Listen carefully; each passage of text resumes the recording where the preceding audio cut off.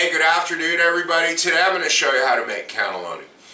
This is a great dish. I'm going to make a spinach and ricotta version today because that's a lot easier to deal with than meat if you're new to this. And when I was new to this, I tried to make cannelloni a long time ago, and I had a really bad experience because I didn't know what I was doing, and I'd made all the filling, and I made meat because of course I wanted that back then, and I remember breaking the shells.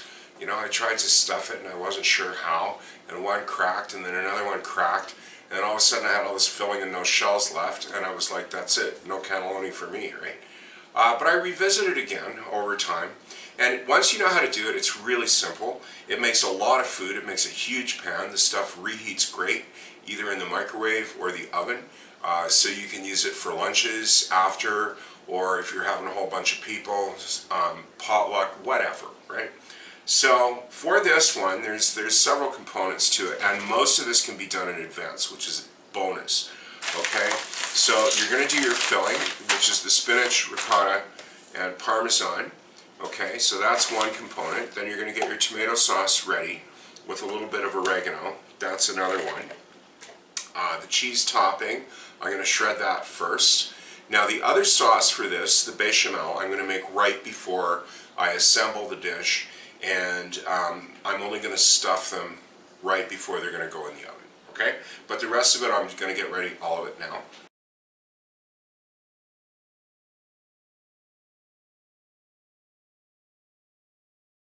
Okay, so I'm using frozen spinach for this. I have tried it with fresh. Now I like frozen simply because it's a lot easier, it's reliable, and it's always available. And you know what quality you're going to get. Right?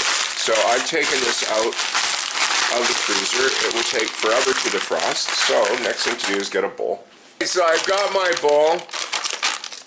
Now, so how am I going to get this out, you say? Water, because I'm going to be soaking this in water to get it to defrost quicker. So just run that under the top a bit to get the bits off the side. Pour that in. Leave that to defrost in the water. Set that to the side for the time being. Crushed tomatoes, no salt added. And believe it or not, I do not add any salt to this dish, and it comes out just fine. If you feel that you need to add salt, be my guest. I try to do all my cooking without salt, and you actually get used to it pretty quick, and it's much better for you.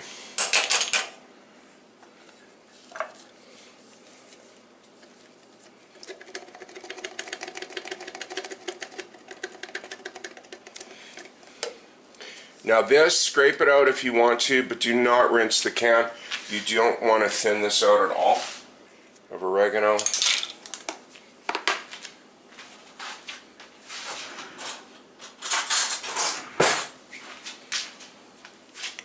Stir that into the sauce, or the crushed tomatoes, which is your sauce, your tomato-based sauce.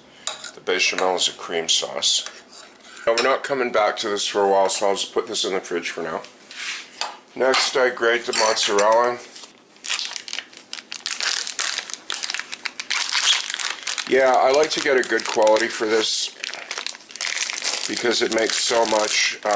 The unit cost doesn't go up that much by using a bit better, and the dish comes out just amazing when you do. Now, I always grate this on a cutting board. I've seen some methods slice it up and then layer it. I far prefer the grated. You got some of it grated. Get your bowl and just turn your grater into the bowl. Now that I'm just putting it in the fridge like that, I don't bother to cover it. It's a bit damp, so if it dries out a bit, it's even better. Alright, I'm going to rinse this under some cold water. Now while that's draining, I'm going to get my cheesecloth there. You can use paper towels, but there is a risk they're going to break. I just have a pack of cheesecloth, and I just peel off some that I think is going to be enough. That should do it. Because what's important is you get all the water that you can out of the spinach before you make the mix. You can take your drained stuff and just dump it right in the bowl. And pick up the edges and squeeze. Now, depending how strong you are, you can either just squeeze it the way I'm doing, or you can put extra cheesecloth and twist it and create like a vice effect that will squeeze the water out.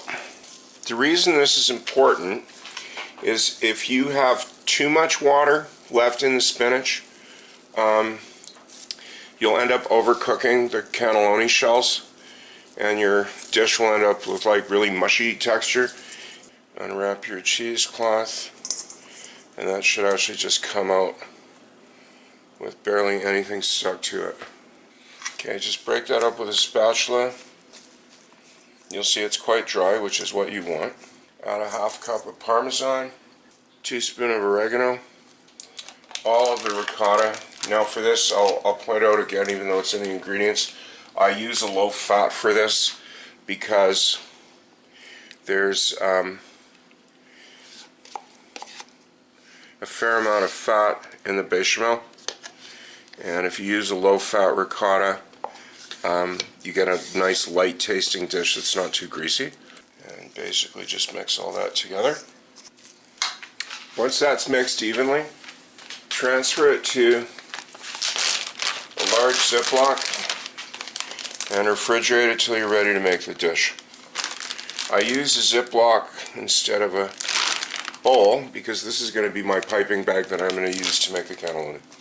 Yeah, you'll not want air in this, so get it out now. There's going to be a little that you'll squeeze out when you start, but this will make a lot more sense when I start making them. So basically, until it's time to make the sauce and assemble it and bake it, we're done for now. Time to make the bechamel, or white sauce as some people call it. I just use black pepper in this. I know I've read there are very passionate arguments about nutmeg. Some people say you must put it in. I don't personally believe that you must do anything in cooking. You do what you like the taste of, and there's certain things you do have to do for the dish to come out. Like you can't make bechamel without milk. You can't use water, it just won't work. Now that's a must, but in terms of seasonings, well, that's a different story. Okay, so melt the butter, not so high that it burns. You don't want it to brown. And you can toss your flour in right now. I always prefer tongs. I used to use a whisk, but I find tongs are just easier to deal with, especially when it starts to get thicker. I'll turn the heat up fairly high to get the butter melted, but then I'll turn it back down to medium because you want it to cook without burning. So once the butter's melted into the flour, just kind of let it go in little islands and wait for it to start bubbling. Okay, so once it's doing little bubbles like pancakes, that's when you start adding your milk. Put in about a cup and stir it up right away. Try to push the lumps out. They'll come out pretty easily. If you do have trouble with lumps, you can actually use a spatula instead of a whisk right now, and that works great to flatten them out. So when it thickens up, don't wait, put more milk. Don't put too much milk at once because then it makes it very hard to chase the lumps out. And I will get that spatula just so you can see. So if you're ever stuck with a lumpy sauce like this, just basically pretend you're ironing it with a spatula and you can get rid of that in a minute. This actually works better than a whisk, and there's less risk of the sauce splashing all over the stove. Good enough. Next addition.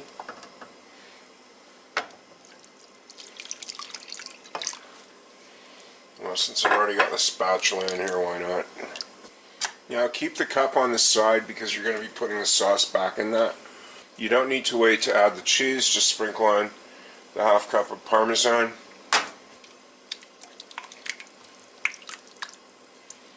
Now for this, the tongs work better. That will start to dissolve quite quickly. Add the pepper to cover. And I've always found for some reason it seems to thicken up pretty quick right after that. So that's why I do the pepper right away. Just enough to cover the entire surface.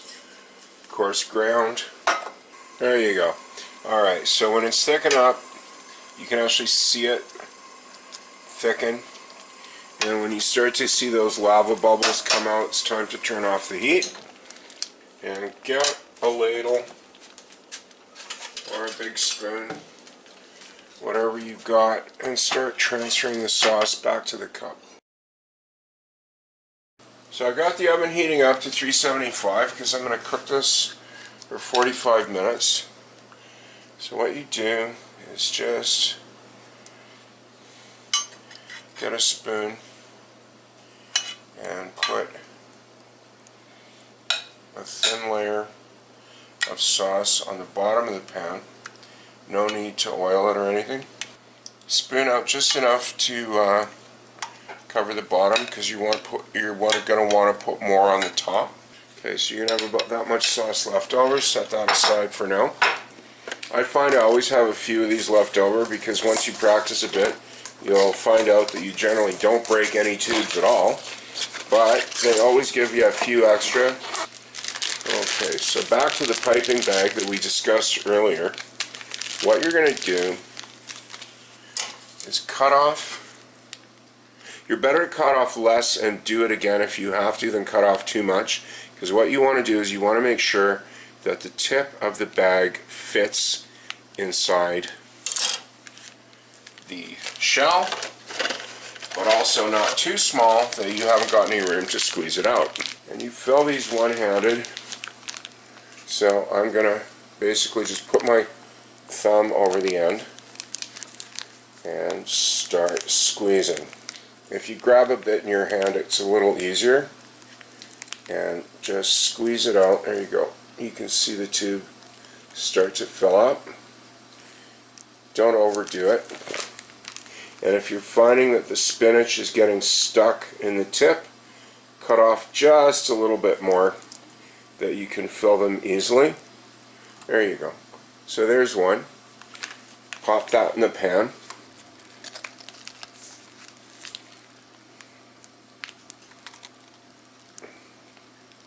Now you don't want to squeeze it so hard the tubes crack, because that can happen. And also, the longer you hold the bag, the cheese will start to melt. And you should get in a habit as you're doing this to keep working the cheese from the top down to the bottom, because if you let it heat up too much, you're going to have a smear all over the inside of the bag that's going to be really hard to get out at the end, and you're going to miss a couple of tubes. So just one more, and then I'll turn the camera off and just get to work.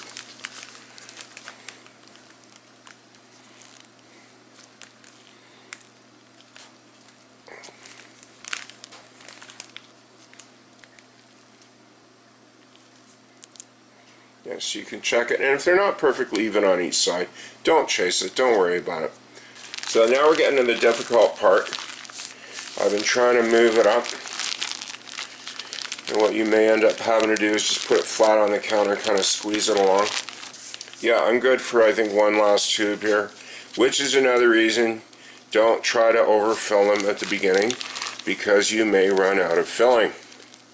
No harm done.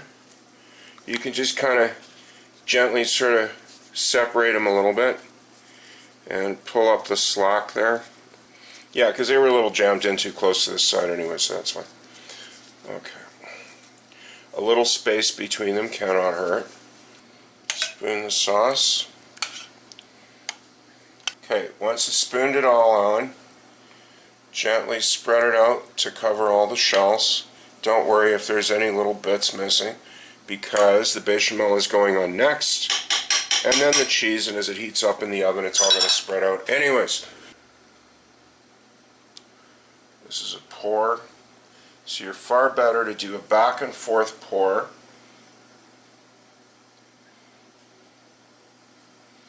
Because this, you want to try to hit all the empty bits without getting a spatula or anything, because while you can do that, it's going to ruin the look because it's going to mix the colors of the sauces. They'll blend a little bit in the oven, but not as much as you'd think. Now this is going to melt really, really easily. So just pick it up, because that bechamel is still hot, right?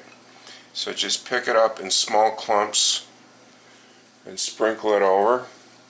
Yeah, the good quality stuff is quite wet, so you're going to have to kind of claw your fingers into the bowl and break it up before you sprinkle it on. And again, like the sauce, you're better to go over areas with more cheese than try to just evenly put it on the first time, because there's no do-overs with this. Okay, it looks like I've got all the corners covered. Everything is good. I've got a trusted beat up old cookie sheet. Now, you probably don't need this, but I have noticed the sauce will spray a tad, so I like to actually just cook this on to catch any drips. The oven's hot, and this is going to go in the middle at 375 Fahrenheit for 45 minutes.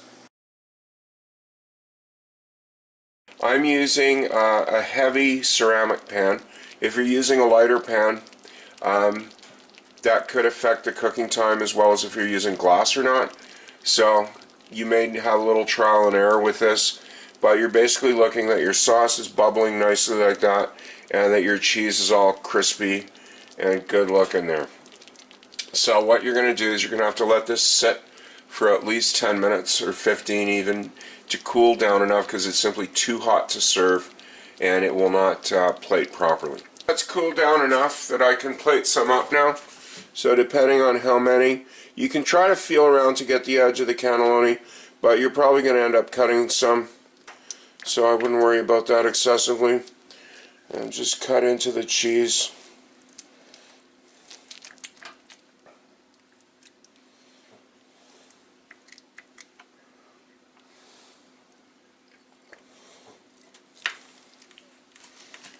Just do, that's lovely. Here we go.